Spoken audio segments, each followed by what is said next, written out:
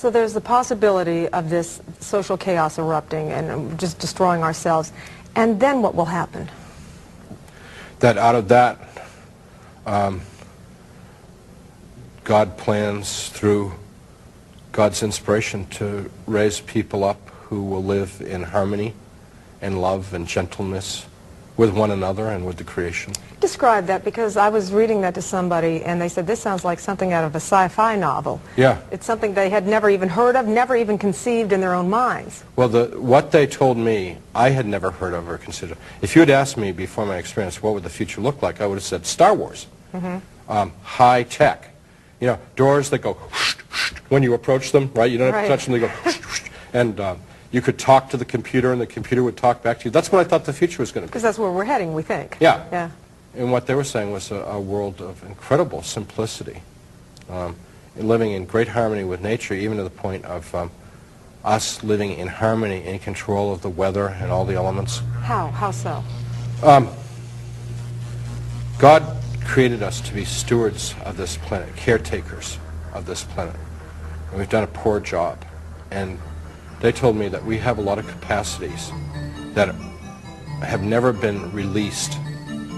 Our relationship with the animal kingdom and vegetable kingdom and with the whole planet, in time, as we become spiritually more sophisticated and wiser, we'll live in harmony with those systems rather than seeing them as our enemy. Remember when you were a kid, did you have to read Moby Dick?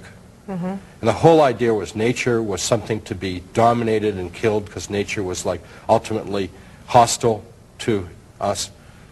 Completely wrong. We need to be going the other way with nature and learning to live more in harmony with it. And it will live in harmony with us. And so you have, you describe it as people living very modestly. Yeah. And basically they only had enough food to survive and only enough material possessions. But they could grow food at will. So they didn't need, I mean, they had no anxiety. You know, never thought of this before, just occurred to me. They lived the way Jesus and his disciples lived. Right.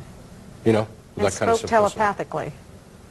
All over the whole world and the whole universe. They could talk to people, intelligent beings all over the whole universe. And when People didn't fear death because they knew that death was just a transition to moving on to a higher state. People lived, first of all, they lived to love and nurture and raise the children. Everybody's number one priority was the raising of children. And they made it, Jesus and the angels made it really clear to me that that's what we should be doing. We should make children our number one priority. Secondly, they lived to love and support one another in their intellectual pursuits, their artistic pursuits, their musical pursuits, whatever it is people were interested in. People lived to support one another in that. And people lived in harmony. They said when somebody got out of harmony with the rest of the community, the whole harmony, the whole community cared about that and was involved with trying to bring that person back. And when they got sick, they would pray them back to health. There was they eliminated sickness because when someone got sick, they would just heal them. Now this was in 1985, and you said that they said this would occur in 200 years. Yeah. Well, I think it's pretty preposterous, but who am I to argue with God, you know? I mean, I told him, I said, it's ridiculous. I did. Well, after you're around Jesus for a while, you know one of the things you realize? You can say anything you want to. I mean, you don't say ugly things. But you say what's in your heart. Sure. And that's what he wants to hear from us. He doesn't want hypocrisy. He doesn't want formality. He doesn't want nonsense. He wants from your heart, from the core of your being. What do you really think? What do you really feel? He understands. He's been around.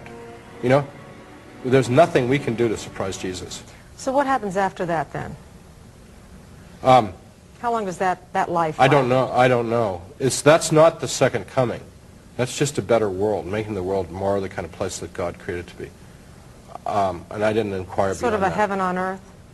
Well, compared to the world the way it is today, it would be paradise. But it's not, because people would be born and raised and have accidents and die. I mean, it's not eternity on earth. It would still be earth, and the same laws of physics would apply. We would just live in a much more sophisticated relationship with our environment.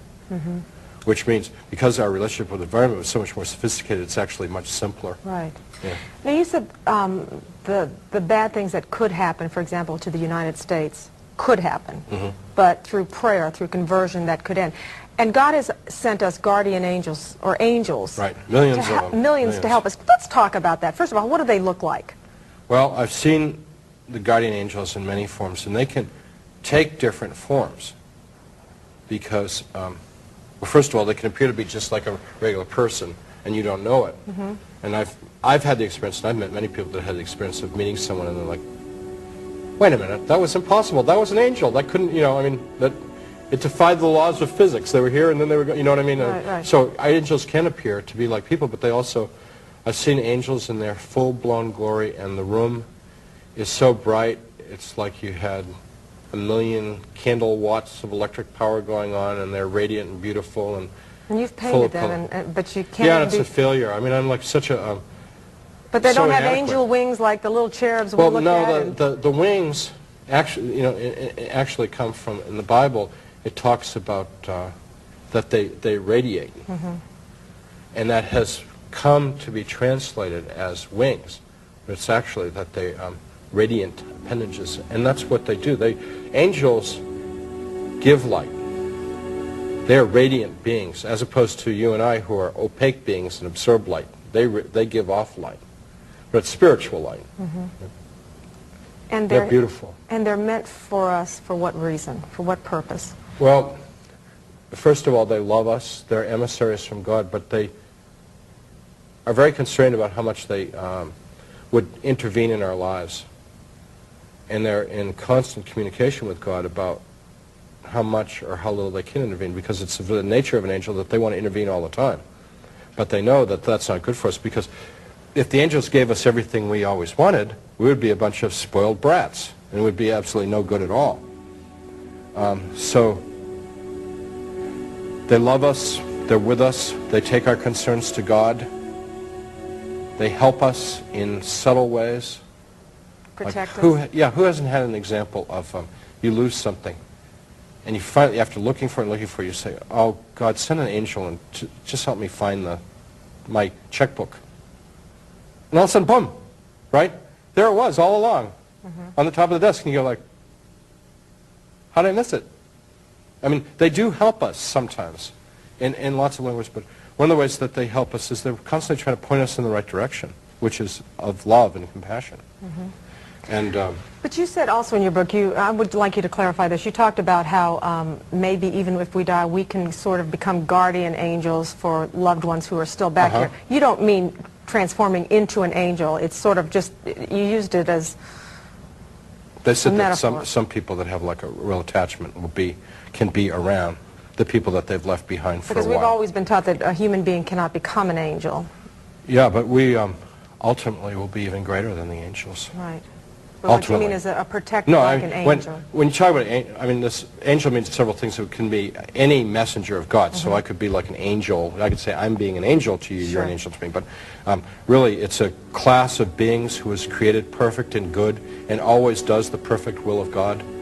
You know, they've never lived in this world. They've never, you know, gone through the struggle of making these choices between good and evil that we go through.